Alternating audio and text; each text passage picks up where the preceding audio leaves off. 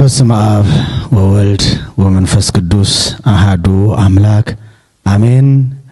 የተከበራችሁ አባቶቼ ካህናት፣ ወንድሞቼ ዲያቆናት፣ የተወደዳችሁ ምእመናንና ምእመናት እንደምን አደራችሁ? እንደምን ሰነበታችሁ? በፍጥረት ሁሉ አንደበት ሲመሰገን የኖረ እግዚአብሔር አምላካችን አሁንም እየተመሰገነ ያለ ወደፊትም እስከ ዘላለም እየተመሰገነ የሚኖር ምስጋናው የብቻው የባህር ገንዘቡ የሆነ የሰራዊት ጌታ እግዚአብሔር አሁንም በእኔና በእናንተ አንደበት ስሙ ለዘላለም የተመሰገነ ይሁን። ቀደም ሲል በጸሎተ ወንጌሉ ሲሰበክላችሁ እንደሰማችሁት በዲያቆኑ ጡም አንደበት ይትግድፈኒም ቅድመ ገጽከ አቤቱ ከፊትህ አትጣለኝ ወመንፈሰከ ቅዱሰ ይታውጽእ እምላዕሌየ ቅዱስ መንፈስህን ከኔ አትውሰድብኝ እሴኒ ፍስሐ ወአድኅኖተከ በደስታ በማዳንህ ጎብኘኝ ወመንፈስ አዚዝ አጽናኒ በሽታ መንፈስ ደግፈኝ ይላል ነብዩ ዳዊት።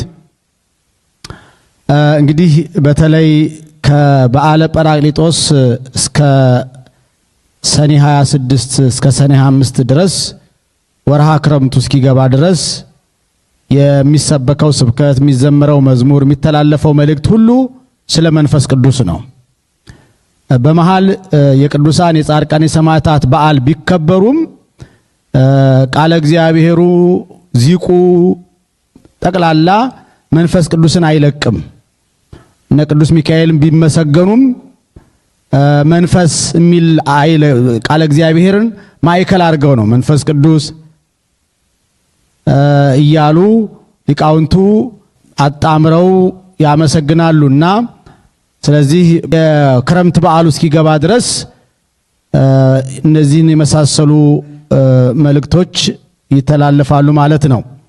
እኛም ከዚህ ተነስተን ወበመንፈስ አዚዝ አጽናኒ በሽታ መንፈስ ደግፈኝ በሚል ርዕስ ጥቂት እንማራለን። እግዚአብሔር ጥበቡን ማስተዋሉን ይግለጥልን። እስኪ አብረን እንለዋለን። በሽታ መንፈስ በሉ ደግፈኝ። እስኪ ድገሙት። ደግፈኝ። መልሱት። ደከማችሁ እንዴ? በእሽታ መንፈስ ደግፈኝ በሉ ጮክ ብላችሁ። የእግዚአብሔር ቃል እንዲህ አሰምተን ስንናገር የሚጫጫንን መንፈስ ሁሉ ይረቃል። አንደኛ ምስክርነት ነው። ለእግዚአብሔር ያለንን ክብርና ፍቅር ከምንገልጥበት አንዱ አንደበታችንን ከፍ አድርገን ማሰማታችን ነው። እንግዲህ ልበ አምላክ ዳዊት በእሽታ መንፈስ ደግፈኝ አለ። ለምን እንዲህ አለ?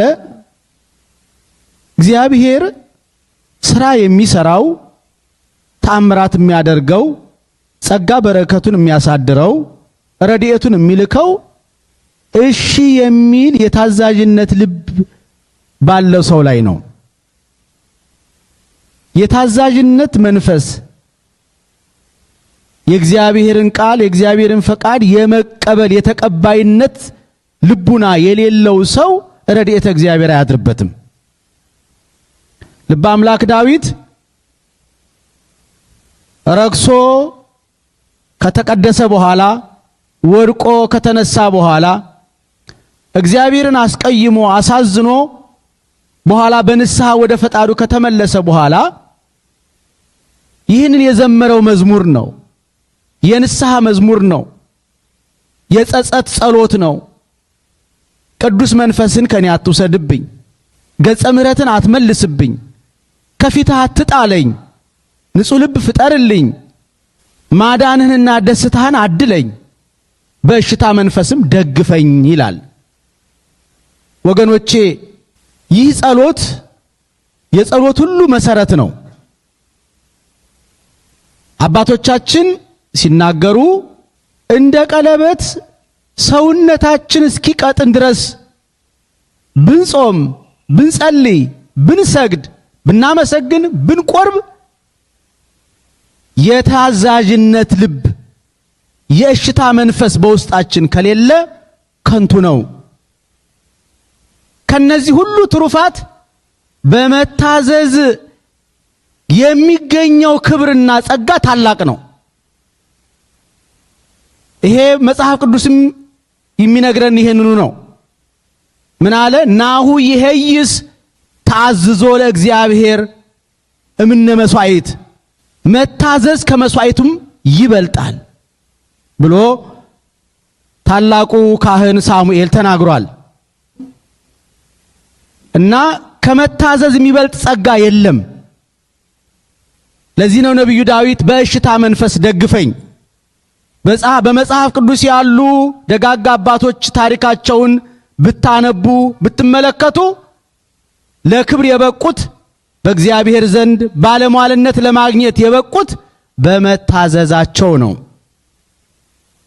ሁላችንም ቢሆን የውድቀታችንን ታሪክ ስናጠና የመጀመሪያው አባታችን አዳም ከተድላ ከደስታ ሀገሩ የወጣው ከጸጋ የተራቆተው ከክብሩ ከማይረጉ የተዋረደው ባለመታዘዙ ነው። ለዚህ ነው ቅዱስ ጳውሎስ እንደውም በአዳም በኩል ባለመታዘዝ የመጣውን ሞታችንን ውርደታችንን ኢየሱስ ክርስቶስ በመታዘዝ ወደ ክብር መለሰልን፣ ወደ ሕይወት መለሰን ይላል። ዕብራውያን ምዕራፍ 5 ላይ ምን አለ? ወፈጽሞ ውእቱ ወኮነ አሳየ ሕይወት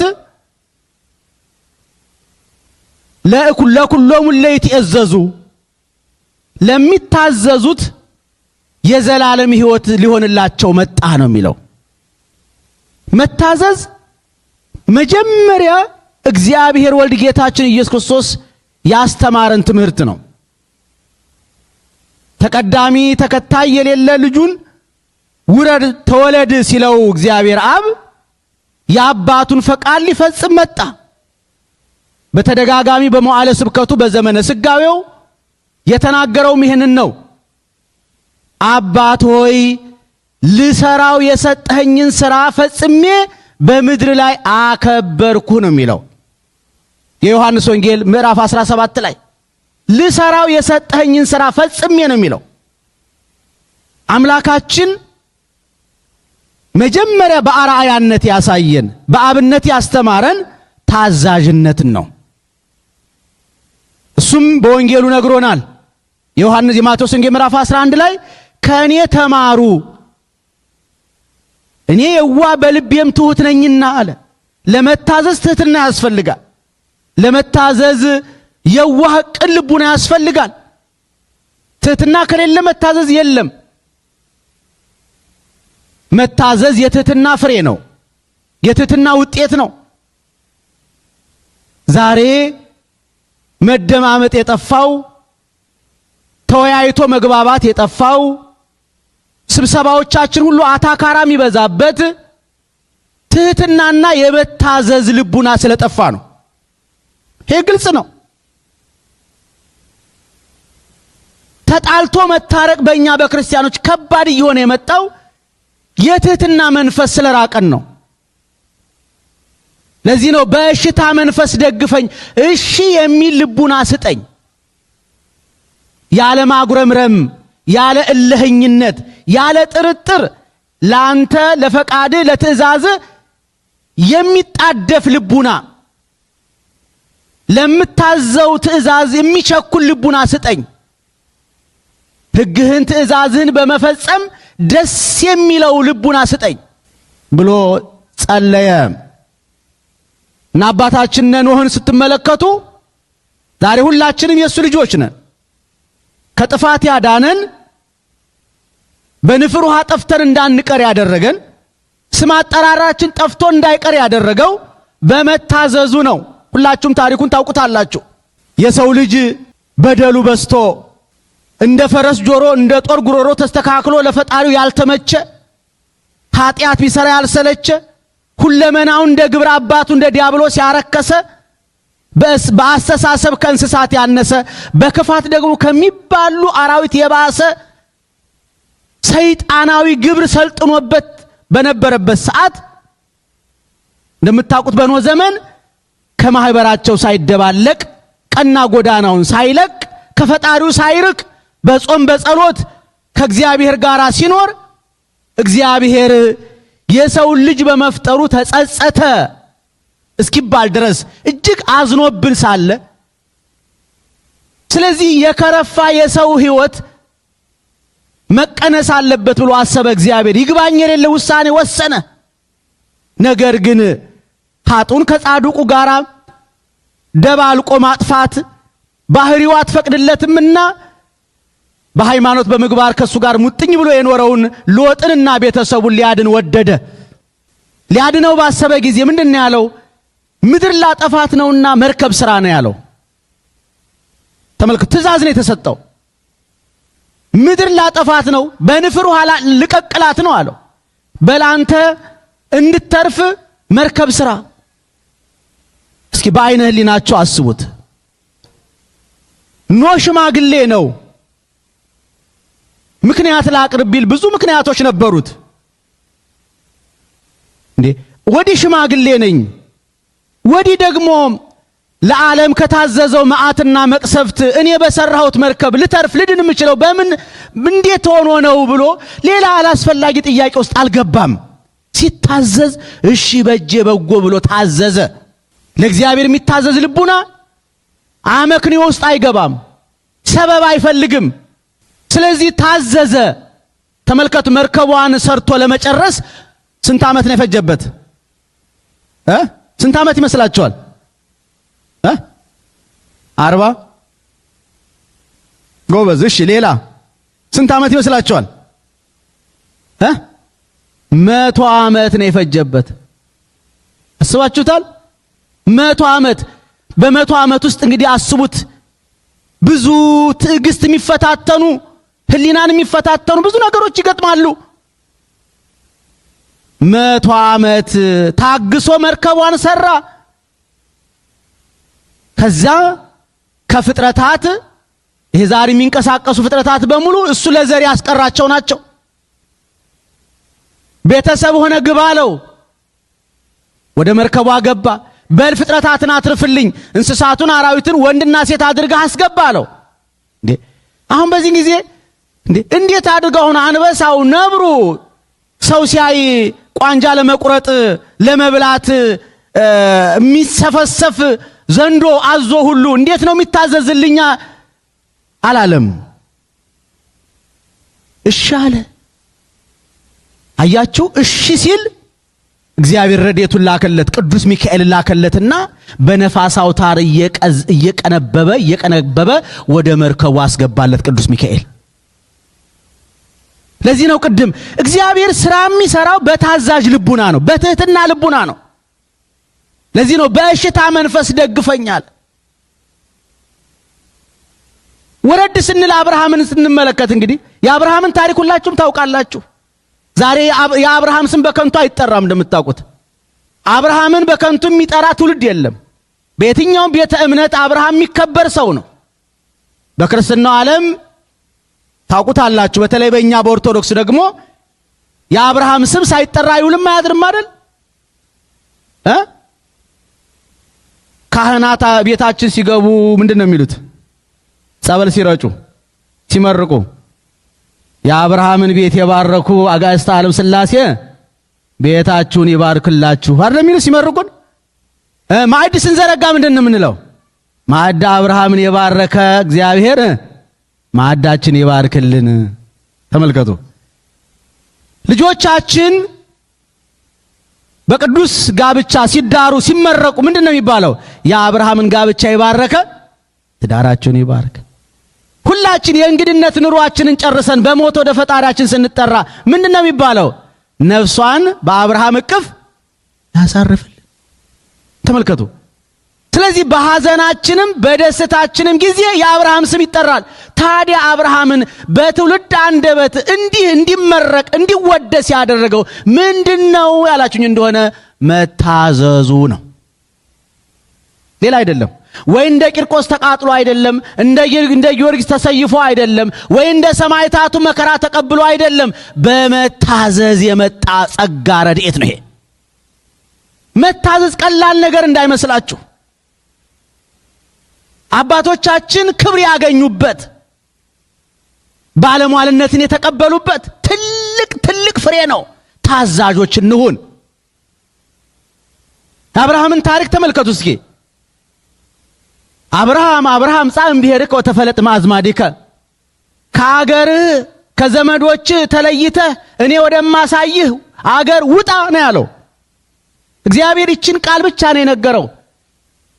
የሚወጣበትን አገር እንኳን ዝርዝር መረጃ አልነገረውም። አገሪቷ እንዲህ ለምለም ናት፣ ትጠቀማለህ፣ አይዞ ምንም አትሆንም፣ እጠብቅሃለሁ እንኳን አላለውም እኮ።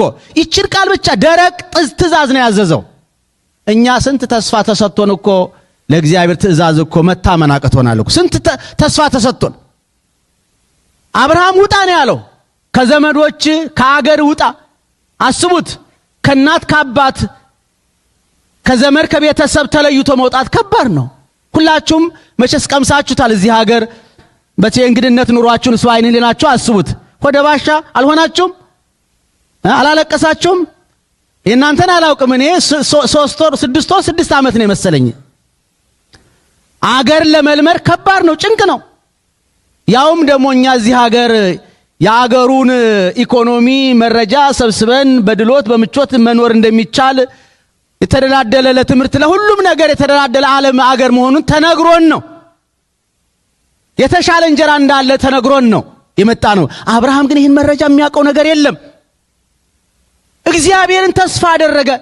ውጣ ያለኝ አምላክ ጥሎ አይጥለኝም፣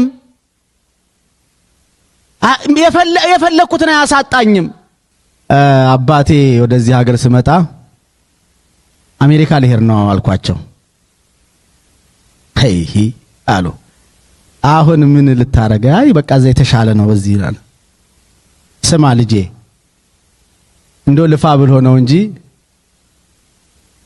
እዛ የሚሰጥህን እዚህ አይከለክልህም፣ እዚህ የማይሰጥህን እዛም አይሰጥህም አሉኝ። እውነታቸው። አሁን ሳስበው ምንም የተሻለ ነገር የለም። መቼም እውነት ለመናገር ያቺ ኩርማን እንጀራ ከመብላት ሌላ አንዳንድ ጊዜ እግዚአብሔር በወደደው ቦታ በክብር ያኖረን ይቻለዋል። እኛንን ብዙ ምናስብ እና አብርሃም ውጣ ሲባል ወጣ። ማቄን ጨርቄን ቅሌን ሳይል ወደ ከነዓን ገባ። እልም ያለ። እንግዲህ ተመልከቱ፣ ምን እንደሚገጥመው የሚያውቀው ነገር የለም። ወጣ። ይሄ ብቻ መሰላችሁ? እንደገና በስተርጅና የወለደውን ልጁን ሰዋልኝ ተባለ። ወዲህ ዘርህን እንደ ሰማይ ከዋክብት እንደ ባህር አሸዋ አበዛዋለሁ ይለኛል፣ ወዲህ ደግሞ ዘር የሚበዛበትን ደግሞ ይሄን ልጅ ሰዋልኝ ይለኛል። ምን ማለቱ ነው ብሎ አልተጠራጠረም፣ አላጉረመረመም። እግዚአብሔር የተናገረውን ቃል የማያስቀር የታመነ አምላክ መሆኑን አምኗል በልቡ። በሰዋውም አንደኛ ሊያስነሳልኝ ይችላል፣ ሁለተኛ ሌላ ልጅም ሊሰጠኝ ይቻለዋል። ይሄም ልጅ የተገኘው ከሱ ነው። የሱን ንብረት እንዴት እከለክለዋለሁ ብሎ ታዘዘ። አብርሃም የሚደነቀው በዚህ ነው። ታዘዝ። ማን ነው ዛሬ እስኪ እንደው ልጅን ሰዋል ቢባል ማን ነው ልጁን ለመሰዋት የሚዘጋጅ? እንኳን ልጅ ለመሰዋት ቀርቶ የሳንቲም ድቃቂ እንኳን ለመመጽወት እኮ እንዴት ነው የምናንገራግረው?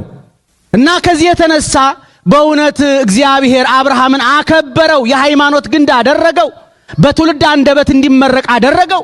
የሚባርኩ ይባረኩ፣ የሚረግሙ ይረገቡ፣ አንተ ለበረከት ሁን አለው እግዚአብሔር። ለዚህ ሁሉ በረከት ያደለው መታዘዝ ነው። መታዘዝ በረከት ያስገኛል። ለዚህ ነው ነቢዩ ኢሳይያስ ምን አለ? እመሰ ፈቀድክሙ ወሰማዕክሙኒ ፍሬ በረከት ትበልዑ። እሺ ብትሉ ብትታዘዙም የምድርን በረከት ትበላላችሁ። በረከተ ሥጋ በረከተ ነፍስን ታገኛላችሁ። ከመልካም ነገር አትጎሉም። እግዚአብሔር ያከብራችኋል፣ ከፍ ከፍ ያደርጋችኋል፣ በጎደለው ይሞላላችኋል፣ የራቀው ይቀርብላችኋል፣ የጠመመው ይቃናል፣ የመረረው ይጣፍጣል፣ የተበተነው ይሰበሰብላችኋል። ታዛዡን በተለይ ደግሞ ለእግዚአብሔር። ለዚህ ነው ነቢዩ ዳዊት በእሽታ መንፈስ ደግፈኝ አለው። እግዚአብሔር ፊት ቆማችሁ ለጸሎት ጸሎታችሁን ስትጸልዩ ወይ መጀመሪያ ወይ መጨረሻ ላይ ጌታ ሆይ ፈቃድህን ከፈቃዴ ጋር አስማማልኝ፣ የመታዘዝ መንፈስ በውስጥ ያሳድር፣ በእሽታ መንፈስ ደግፈኝ በሉ። ትልቁ የጸቡ ምንጭ ይሄ ነው። እኛንና እግዚአብሔርን የሚያጣላን ይሄ ነው። እየሰማችሁኝ ነው? ደከማችሁ እንዴ? አነ አሐውር ግድመ ግድመ አንትሙ ታሐውሩ ግድመ ግድመ፣ እኔም ግድም ግድም ሄዳለሁ እናንተም ግድም ግድም ትሄዳላችሁ። እንዲሁ ሆድና ጀርባ ሆነናል። እናንተም የራሳችሁን ሐሳብና ፍላጎት ለማስተናገድ ነው የምትፈልጉት እንጂ የኔን ሐሳብ አትጠይቁ። ፈቃዴ ሰማይ ከምድር ከፍ እንደሚል እንደዚሁ ፈቃዴ ከፈቃዳችሁ ከፍ ያለ ነው። ሰሜን ከደቡብ፣ ደቡብ ከሰሜን፣ ምስራቅ ከምዕራብ፣ ምዕራብ ከምስራቅ እንደሚርቅ ሁሉ ሐሳቤም ከሐሳባችሁ እንዴት ተራራቀ ነው አለ። ለዚህ እኮ ነው ጮኸን ጮኸን ነባህነ ነባህነ ከመዘይ ነባህነ ይላል። ጮኸን ጮኸን እንዳልጮኸን ሆን ይላል ነብዩ። ይሄው ዛሬ ይሄው ምን ጮኸው ጮኸት ምን ዘምረው መዝሙር ረድኤተ እግዚአብሔር አላመጣ ያለው ለዚህ ነው። የጮኸው ከንፈራችን ብቻ ስለሆነ፣ የጮኸው ጸናጸላችን ብቻ ስለሆነ፣ የሚጮኸው ከበሮአችን ብቻ ስለሆነ፣ ማህሌቶቻችን በሙሉ ስንመለከት ግርግር ነው፣ የድምፅ ውድድር ነው። ልባችን አልጮኸም። እዚህ ሰቆቃወ ኤርምያስ ምዕራፍ 2 ላይ ልባቸው ጮኸ ይላል። እዛ ላይ ልባቸው ጮኸ ሲል እግዚአብሔር ጮኸታቸውን አደመጠ። መጋቢው ቅዱስ ሚካኤል ላከላቸውና 70 ዘመን ከሚቀጠቀጡበት ከባቢሎን ባርነት ነፃ ወጣቸው። ልብ ሲጮህ ነው ባርነት የሚወገደው። ከንፈራችን ብቻ ቢጮህ ዋጋ የለውም። የመከራችን ዘመን ይረዝማል እንጂ አዲስ ነገር አይመጣም። ሀገራችን ኢትዮጵያ እንደዚህ እንደ መጻጉዕ ጎብጣ የተገኘችው የምትኖረው ህዝባችን ዛሬ ካሁን አሁን ምን ይመጣ ይሆን እያለ በስጋት በፍርሃት ሰቀቀን ውስጥ የሚሰቃየው ምንድነው ያለ እንደሆነ ከመሪ እስከ ተመሪ ሁሉም እንደ ፈረስ ጆሮ እንደ ጦር ጉሮሮ ሁሉም የራሱን ኩሬ ውሃ ነው የሚቆፍረው፣ የራሱን ፍላጎት። እግዚአብሔር ከኛ ምን ይፈልጋል የሚል የለም። የትህትና መንፈስ ርቋል። የታዛዥነት መንፈስ ርቋል። መከባበር ርቆናል። መተሳሰብ ርቆናል። ራስ ወዳድነት ተጸናውቶናል። እልህኞች ሆነናል። ከዚህ የተነሳ እግዚአብሔር በመከራችን እየተሳለቀብን ነው ይላል መጽሐፉ። እኔ በጠራው ጊዜ እነሆይ ስላላሉኝ እነሱም በጠሩኝ ጊዜ እነሆይ አልልም፣ በመከራቸው ስቃለሁ ነው የሚለው መጽሐፈ ምሳሌ ምዕራፍ 1 ላይ። ይሄው እስቃለሁ ሲላው እንደዚህ ከትሎ ይስቃል ማለት አይደለም። አይቶ እንዳላየ ሰምቶ እንዳልሰማ ዝም ይለናል። ለአሕዛብ አሳልፎ ይሰጠናል። አጥሩን ረድኤተ እግዚአብሔርን ያነሳብናል። ይሄው ለምን ትነስእ ጸቆና ወይ በላ አላፊ ፍኖት አለ። አቤቱ ለምን አጥሯን አፈረስክ? ይሄው የዱር ሪያ ረከሳት፣ የአገር አውሬም ተሰማራባት ነው የሚለው። ያው በአገራችን የአገር አውሬ አልተሰማራም እንዴ? የሰው አውሬ ነፍሰ በላዎች ለሰው ማይራሩ ተሰማርቶባታል። ለምን? አጥሯ ስለተነቀለ። የምን አጥር? ረድኤተ እግዚአብሔር።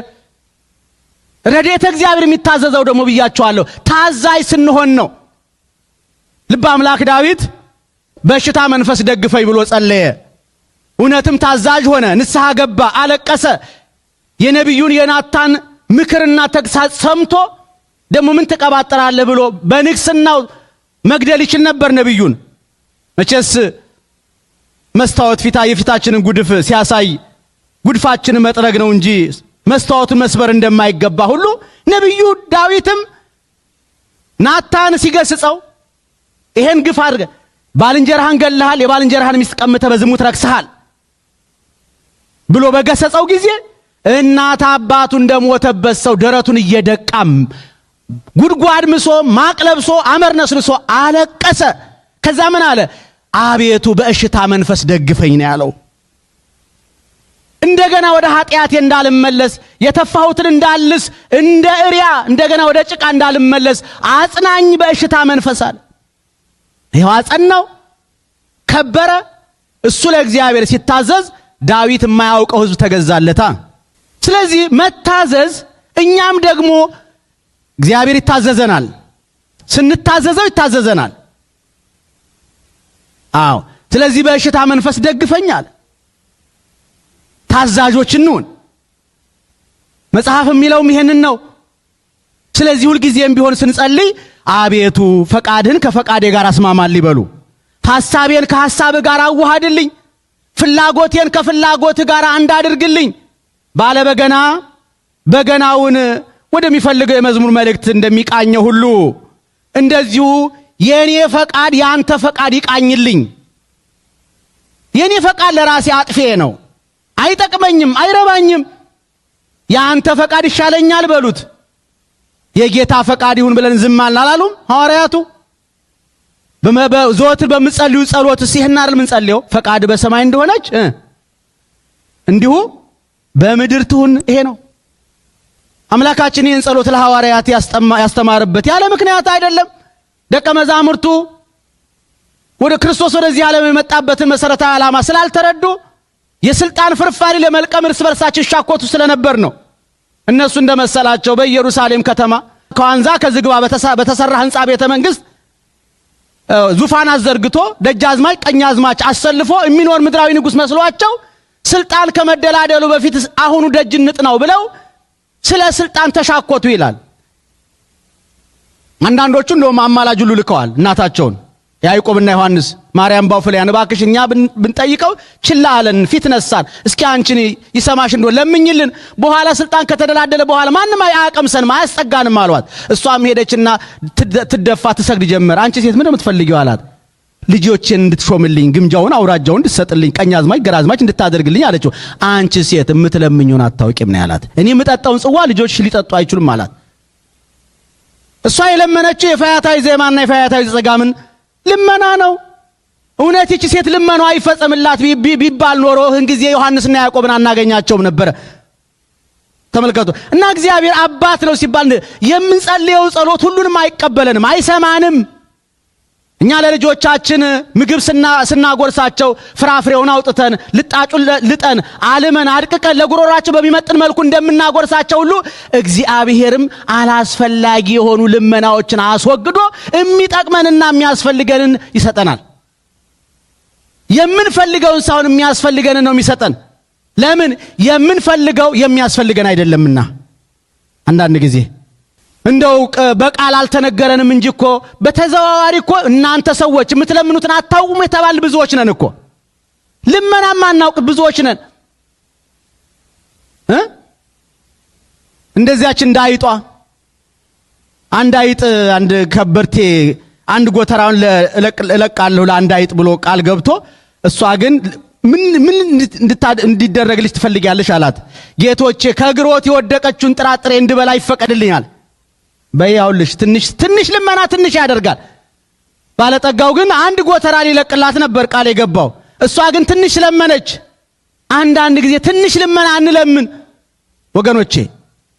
እኛ የንጉስ ልጆች ነን፣ የንጉስ ልጆች ነን። የንጉስ ልጅ በቤተ መንግስት ምን እበላለሁ፣ ምን እጠጣለሁ፣ ምን እለብሳለሁ ብሎ ያስባል? ምንድነው የሚያሳስበው? ስለሚበላው ስለሚጠጣው እንደማያስብ ሁላችሁም ታውቃላችሁ። ምንድነው የሚያሳስበው?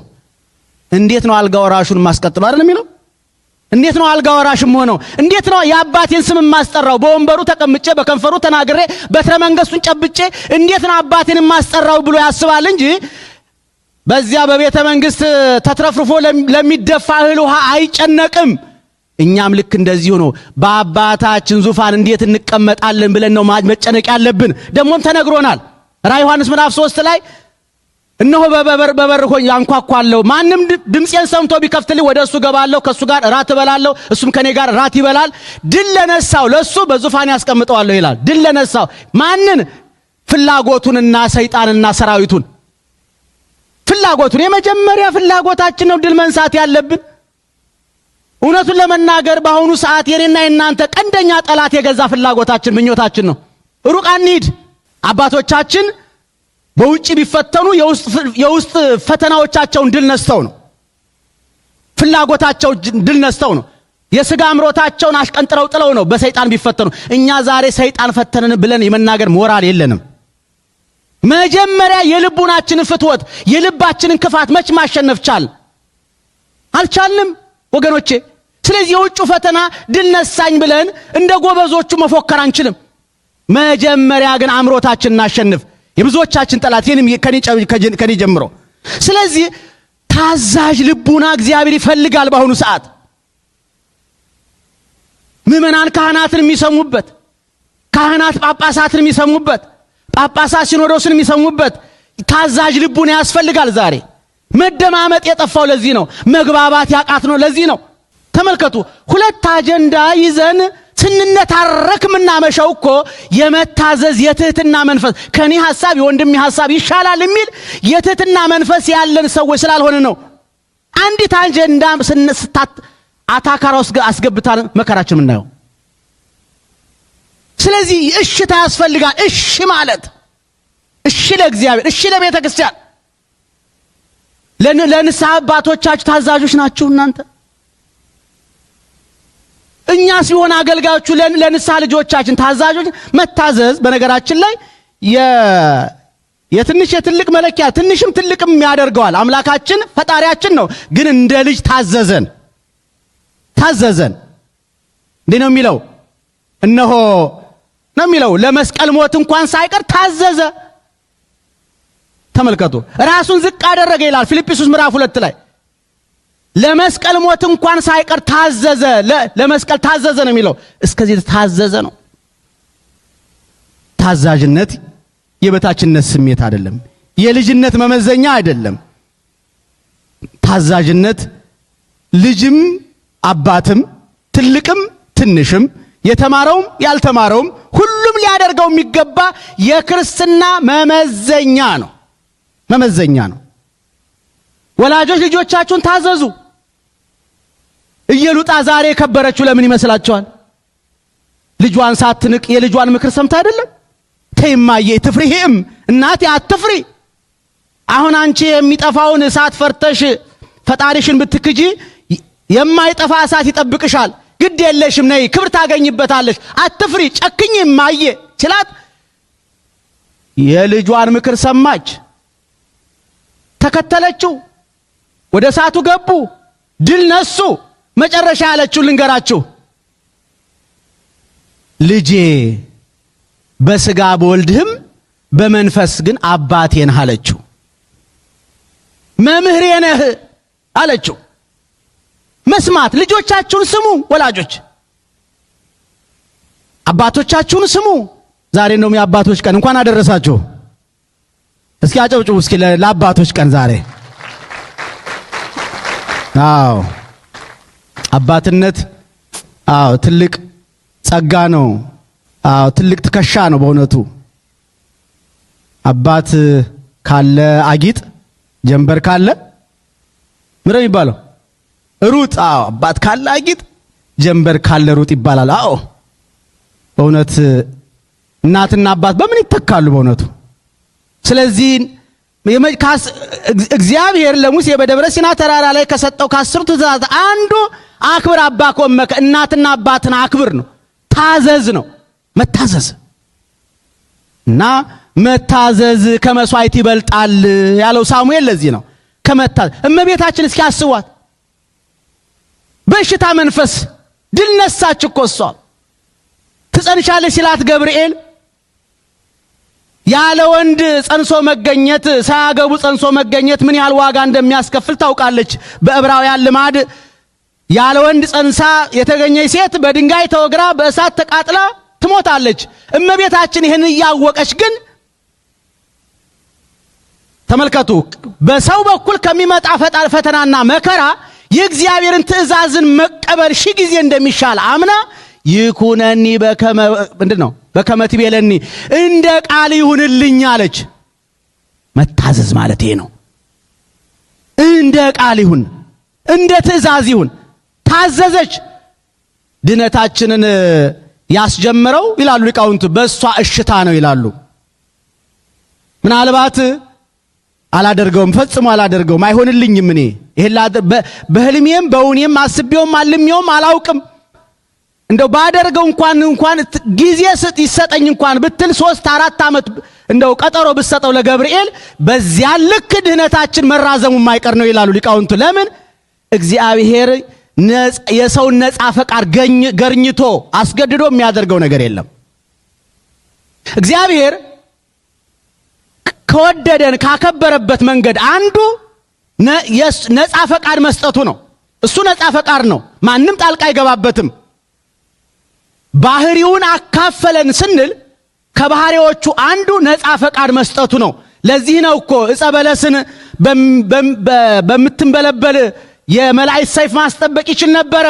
ነፃ ያደረገው ግን ሰው ነፃ ፈቃዱን ተጠቅሞ የሚጠቅመውንና የሚጎዳውን አስቦ እንዲያደርግ ነው። እንደዚህ ዓለም ባለስልጣኖች በአፈሙዝ ጠመንጃ አስገድዶ የሚያስመልክ አምላክ አይደለም። የነፃ ፈቃድ አምላክ ነው። ነፃነትን ሰጠን። ስለዚህ እመቤታችን ነፃነቷን ጠበቀላት።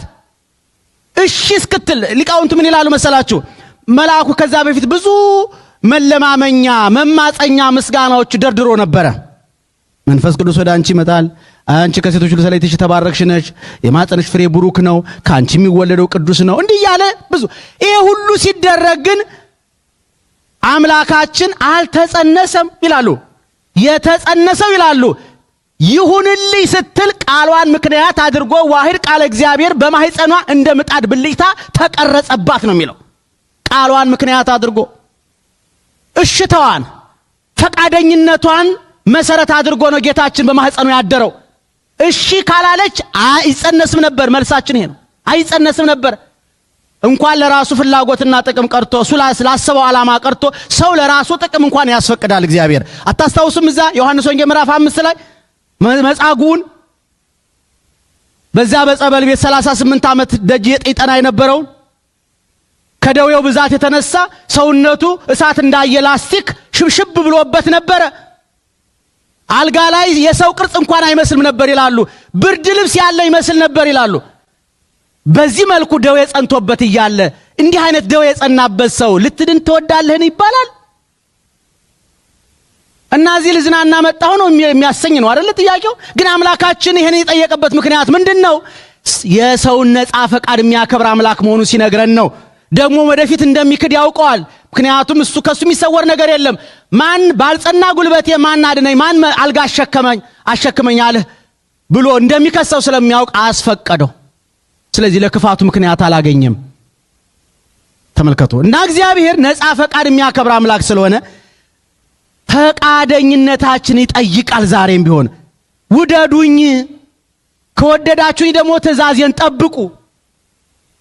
መቼስ መታዘዝ ሲባል ሁለት አካላት ይጨምራል አይደለ? መታዘዝ ሲባል አዛዥ አለ፣ ትእዛዝ አለ፣ ታዛዥ ወይም መታዘዝ አለ አይደለ? ስለዚህ እነዚህ ሶስቱን ያማከለ ነው መታዘዝ ማለት። የሚያዝ አካል አለ፣ ትእዛዝ አለ፣ የሚታዘዝ ደግሞ አለ። ስለዚህ እነዚህ ሶስት አካላት የሚዋሃዱት በፍቅር ነው።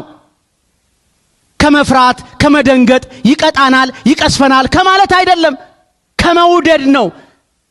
አምላካችን እንድንታዘዘው የሚፈልገው ከማክበር ከመውደድ ነው። ልጆችስ ከሆናችሁ መከበሬ ወዴት አለን ያለው እኮ ትንቢተ ሚልክያስ ላይ። እኛ እግዚአብሔርን የምናከብረው የምንታዘዘው ባሪያ ጌታውን እንደሚያከብረው አይደለም ይላል። እሱም ራሱ ምን አለ? እይብለልክሙ አግብርቴ አላ አይርክቴ እምከመገበርኩ ዘኩሎ ዘአዘዝኩክሙ፣ ያዘዝኳችሁን ባደረጋችሁ ጊዜ ወዳጆች እላችኋለሁ እንጂ ባሮች አልላችሁም ብሏል። የኔና የናንተ እግዚአብሔር የመታዘዝ ምክንያቱ እግዚአብሔርን ከማፍቀርና ከማክበር ነው፣ ከመሳሳት አንጻር ነው እንጂ አንድ ባሪያ ደሞዜ ይቀንሱብኛል፣ ከሞቀው ከደመቀው ቤታቸው ያባረሩኛል ብሎ እንደሚፈራው አይነት እንደዛ አንፈራውም፣ እንደዛ ማናከብረውም። መከበር ካለበት ተወዶ ነው አምላካችን። ለኔ ሲል ያን ሁሉ መከራ የተቀበለ እስኪ በዓይነ ሕሊናችሁ አስቡት እስኪ በዓይነ ሕሊናችሁ መስቀል ላይ እንደ ብራና ተወጥሮ ሳዶር፣ አላዶ፣ ዳናት፣ አዴራ፣ ሮዳስ በተባሉ በአምስቱ ቅንዋት ሲቸነከር ሲያንዳንዳችሁ እዛ መስቀል ላይ ስሜን ይጠራ ነበር እስኪ በሉ፣ ስለኔ ይቃትት ነበር በሉ። ወገኖቼ የክርስቶስ ፍቅር በልቡናችን እንዲሳልልን ይሄንን ሐሳብ እንዳንዘነጋው። ክርስቶስ በመስቀል ተሰቀለ ማለትና ክርስቶስ ስለኔ ተሰቀለ ሰፊ ልዩነት አለው። ይኸውላችሁ የባለቤትነት ስሜት እንዲሰማችሁ ከፈለጋችሁ፣ ፍቅሩ በልቡናችን እንዲገዝፍ እንዲሳል ከፈለግ መስቀል ላይ ሆኖ እኮ ስሜን ይጠራ ነበር። መስቀል ላይ ሆኖ የፍቅር ደብዳቤ ልኮልኛል በሉ። ልጄ ሆይ ብሎኛል። ያን ጊዜ ፍቅሩ ይገባናል። ያ ሁሉ መስዋዕትነት የተከፈለው ለኔ ነው።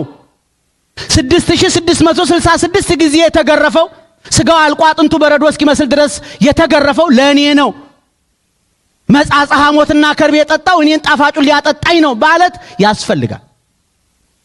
እና እግዚአብሔርን ምንታዘዘው እንዲታዘዘን ነው። ደግሞ ለራሳችን ጥቅም ነው።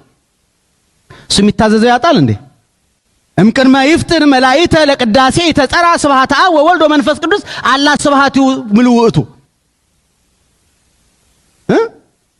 መላእክትን ለምስጋና ለታዘዞ ለተልእኮ ሳይፈጥራቸው እግዚአብሔር ምስጋና ክብር ጎሎበት አያውቅም ነበር ይላል። አባታችን ኢዮብ ደግሞ የተናገረው ቃል አለ። አንዳንድ ጊዜ ስናገለግል ልዩ ልዩ አገልግሎት ትሩፋት ስናደርግ በቃ እግዚአብሔር የጠቀምነው የሚመስለን ሰዎች ስላለ ለነሱ መልስ እንዲሆን ብሎ አባታችን ኢዮብ ምን አለ መሰላቸው? ኃጢአት ብትሰራ ምን ትጎዳዋለህ? ጽድቅስ ብትሰራ ምን ትጠቅመዋለህ አለ። ነገር ግን ኃጢአትህ እንዳንተ ያለውን ሰው ይጎዳል፣ ጽድቅህም ደግሞ እንዳንተ ያለውን ሰው ይጠቅማል እንጂ አለ። ለድሃ ቸርነት አድርጉ፣ የተራበ አጉርሱ፣ የተጠማ አጠጡ፣ የታረዘ አልብሱ የሚለው እግዚአብሔር ከሰማይ ወርዶ የኛን የልብስ ላቂ የሚፈልግ ሆኖ ሳይሆን እርስ በርሳችን እንድንጠቃቀም፣ እንድንረዳዳ፣ እንድንተሳሰብ፣ እንድንከባበር ነው እንጂ በእኛ ትሩፋት እግዚአብሔር የሚከብረው ነገር የለም። እንኳን በእኛ ቀርቶ በመላእክትም እግዚአብሔር የሚጠቀመው ጥቅም የለም። ስለዚህ ለራሳችን ብንታዘዘው አብርሃም ታዘዘ፣ ያገኘውን ክብር ተመልከቱ። ይኸውላችሁ ኖህ ታዘዘ፣ ይኸው ኖህ ከበረ። እመቤታችን ታዘዘች፣ ይኸው ወላዲተ አምላክ ተባለች። የማንም ክብር የማይተካከለው የሰማያት ሀብት ሁሉ የተሰጣት ሆነች። መታዘዝ እና እንታዘዝ፣ እንዳላበዛባችሁ እንታዘዝ። በእሽታ መንፈስ ደግፈ ይበሉ። እሽታ እሺ ማለት እንዴት ጥሩ ነው። የሚያግባባን የሚያስማማን ይሄ ነው። ታደጉኒ ሊተነቃ ማየት ወከረዩ አዘቅተ ዘይትረከም ማዩ ይላል። እኔን መታዘዝ ስተው የራሳቸውን ጉድጓድ ቆፈሩ ይላል ነብዩ ኤርምያስ። እኔን የህይወት ምንጭ ውሃ ትተው ጌታ ሆይ ከኔ ምን ትፈልጋለህ? ጌታ ሆይ በኔ ላይ ያለ ዓላማ ምንድነው? ምከረኝ ይላል ነብዩ ዳዊት። ፈቃድህን እንዳደርግ አስተምረኝ በሉት። ፈቃዱን ለማድረግ እስኪ ያስተምረን እሱ። ቅዱስ ጳውሎስም ብሏል በኤፌሶን ምዕራፍ 5 ላይ የጌታ ፈቃድ ምን እንደሆነ አስተውሉ እንጂ ሞኞች አትሁኑ ይላል። የጌታ ፈቃድ ምን እንደሆነ አስተውሉ። እግዚአብሔር ፈቃዱ ምንድነው በሉ። የእግዚአብሔርን ፈቃድ ስንከታተል እሱ ፈቃዱን ይገልጥልናል። በዚያውም የመታዘዝ ልቡናም ይሰጠናል፣ ከዚያም ያከብረናል። እና እግዚአብሔር አምላካችን ለሁላችንም የመታዘዝ የተቀባይነት ስሜት የትህትና ልቡና ለሁላችንም ያድለን። አዎ በእሽታ መንፈስ ደግፈኝ አለ። አንድ አባት ችን ታሪክ ልንገራችሁ አለ። አባ ዮሐንስ አጽር ይባላሉ። የሰማችሁ ነው? አባ ማን አልኳችሁ? የአባ ዮሐንስ አጽር በወጣትነቱ አንድ ገዳም ሊያገለግል ገብቶ ከአንድ ታዋቂ ታላቅ አባት ስር በደቀ መዝሙርነት ሲያገለግል በረድነት ሲያገለግል በኋላ እኚህ የበቁ አባት ናቸውና የዮሐንስን አጽር የትህትናውን እና የመታዘዙን ሁኔታ ጽናቱን ለመፈተን ፈለጉና ደረቅ እንጨት አመጡና የሆነ መሬት ላይ ባዶ መሬት ላይ ተክለው በል ይሄ እስኪያፈራ ድረስ ጧት እየወጣህ አጠጣ አሉት። የደረቀ እንጨት እኮ ነው። የደረቀ እንጨት እኮ አምጥተው እኮ ነው ተከሉ ባዶ መሬት ላይ። ይሄ እስኪያፈራ ድረስ ጧት አጠጣለሁ። እንደ ዛሬ ደግሞ ታውቃላችሁ ውሃ እንደ ዛሬ በቧንቧ አይደለም እንደምታውቁት። የ3 የ4 ቀን ጎዳና ተጉዞ ነው። ስንት ቁልቁለት አቀበት አለው። ያ ነው ትልቁ ነገር ደግሞ እንጂ ጧት እየተነሱ ያንን ደረቅ እንጨት ማጠጣት ትልቁም ነገር ሆኖ አይደለም። ብዙ ርቀት ተጉዞ ነው ውሃ የሚመጣው። ትከሻ ተልጦ ነው። ከዛ ዮሐንስ አጽር እኚህ ሰውዬ ጃጁ እንዴ አላለም። ሸመገሉ እንዴ ደሞ ከመቼው የደረቀ እንጨት በባዶ መሬት ተተክሎ የሚያፈራው አላለም። መታዘዝ ነው። በቃ መታዘዝ ነው። ከኔ የሚጠበቀው መታዘዝ ነው አለ። ጧት ያጠጣል። ከብዙ ጊዜ ዓመት በኋላ ያ የደረቀ እንጨት ለምልሞ አፍርቶ እኚህ አባት ዝንቱ ፍሬ ተአዘዞ፣ ይህ ፍሬ የመታዘዝ ፍሬ ነው ብለው ለመነኮሳቱ በሙሉ ፍሬውን አደሉ ይባላል። መታዘዝ ነው። ታስታውሳላችሁ ደቀ መዛሙርቱ የታሰረች አህያ ፈታችሁ አምጡልኝ ብሎ ሲልካቸው ደሞ አህያ ምን ሊያደርግልህ ነው? ደሞ ብለህ አህያ ፈች ልታረገን ነው አላሉም። መታዘዝ ነው። ሰበብ አያስፈልግም። በሃይማኖት ትልቁ መመዘኛው መታዘዝ ነው። ለዚህ ነው ደጋግሞ ከመስዋዕት መታዘዝ ይበልጣል። እዚህ ሻማ ከማብራት ጧፍ ከማብራት እዚህ የሚቃጠለው መስዋዕት ከማቅረብ በፊት መጀመሪያ ወንድምህን ታዘዝ፣ እህትሽን ታዘዝ፣ እናት አባትን ታዘዝ፣ ካህናትን ታዘዙ። ይሄ ነው የሚያጸድቀው፣ የሚያከብረው ይሄ ነው። ዓለም የጠፋው ባለመታዘዝ ነው። ዓለም የዳነው በመታዘዝ ነው። አምላካችን ባለመታዘዝ የመጣውን ጥፋት በመታዘዝ ነው የፈወሰው። እና ታዛዦች እንሁን ለማለት ነው። እግዚአብሔር አምላካችን ለሁላችንም የመታዘዝ ልቡና ይስጠን፣ የትህትና ልቡና ይስጠን። የሰማኑን ቃል በልቡናችን ያሳድርልን።